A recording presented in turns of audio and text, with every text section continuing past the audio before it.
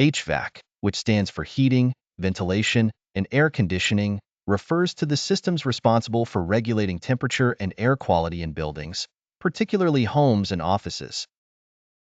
These systems include a variety of products and components that work together to maintain a comfortable indoor environment. Key elements of an HVAC system include furnaces, which provide heating, air conditioners, which offer cooling, and heat pumps, which can both heat and cool spaces depending on the season.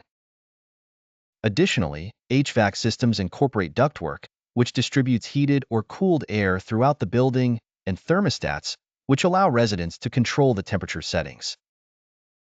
Other home comfort controls can include humidifiers, dehumidifiers, air purifiers, and ventilators that work to improve air quality.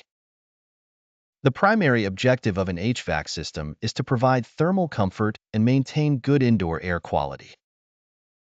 Proper installation, maintenance, and understanding of HVAC components are crucial to ensure the efficiency and longevity of these systems.